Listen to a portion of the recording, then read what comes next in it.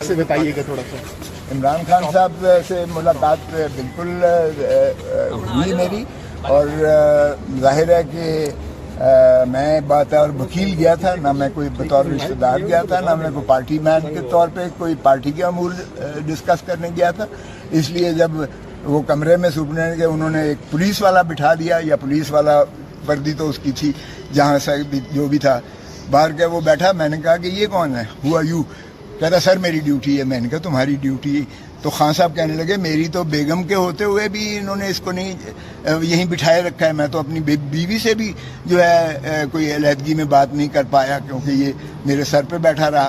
تو میں نے کہا بھائی صاحب اٹھو آپ، کیونکہ وکیل اور سائل کا جو رشتہ ہوتا ہے وہ صرف محترم اور مقدم ہی نہیں ہوتا، بلکہ وہ پرائیویسی کا اور سیکریسی ہوتا ہے۔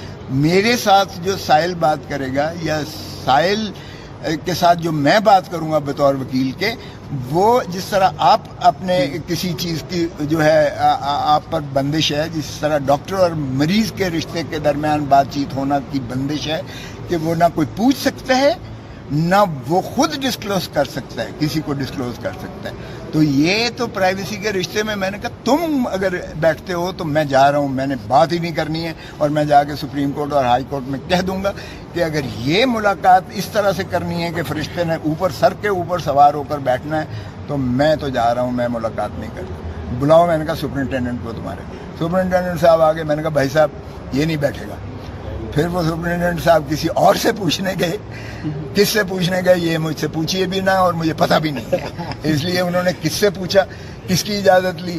پھر آیا، اس نے سلوٹ مارا اور کہا کھوسا صاحب پلیز مختصر ذرا بات کریں آدھے گھنٹے کے لیے۔ تو پھر اس کو اٹھایا، میں نے کہا بیٹا یہ پہلے بار تشریف لے جائے پھر میں خان سے بات کروں گا۔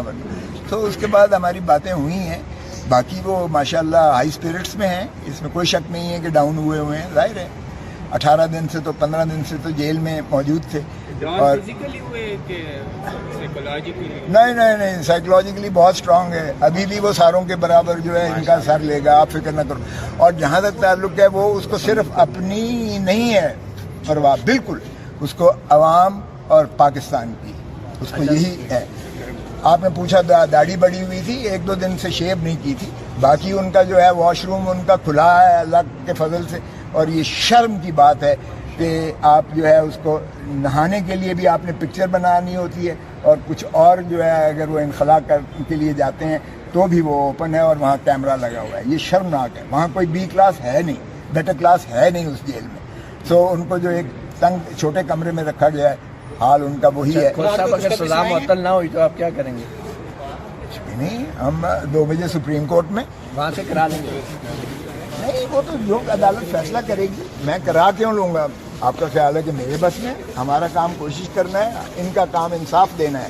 انہوں نے آئین اور قانون کے مطابق فیصلے کرنے ہیں، نہ کسی کی خواہش پر، نہ کسی کے دباؤ پر، اور نہ کسی وکیل کی وکالت پر۔ اصل میں کہا جا رہا ہے کہ ٹرائل کورٹ کی ججمنٹ تو سپریم کورٹ کے چیف جسٹس عمر افراح بندیال کے سامنے پڑھی نہیں گئی تھی، نہیں تو کیسے انہوں نے مداخلت کی ہائی کورٹ کے معاملات میں؟ سبحان اللہ، انہوں نے ایک لفظ پڑھا ہوا تھا جب انہوں نے حوالہ دیا کہ آپ نے 1960 فلانا سپریم کورٹ کا جو ہے وہ حوالہ دیا ہے، تو میں نے کہا جی کمال ہے کہ آپ نے ساری پڑھی ہے۔ ججمنٹ تھی نہیں کورٹ کے سامنے، سپریم کورٹ کے سامنے ٹرائل کورٹ کی ججمنٹ، اور میں نے ساتھ لگائی ہے متی اللہ۔ لیکن آپ ایجنسیز کی بات نہ کرو، آپ کی جو اپیل ہے، آپ کی اپیل میں تو یہ چیزیں تھی نہیں، ایجنسیز آپ کی اپیل میں تو یہ بات زبان مت بولو۔ آپ ایجنسی کے لیے کام کرتے رہے نا، یہ تو کوئی بات نہ ہوئی۔ اب آپ ناراض ہو گئے، آپ یہ بتائیں کہ اپیل میں تھی نہیں، تمہیں شرم آنی چاہیے۔ آپ کے ٹرائل کورٹ پہ اپیل میں تھی نہیں، میں نے بک کی، بک کا نمبر لگا ہوا ہے، وہ بک کے ساتھ تھی۔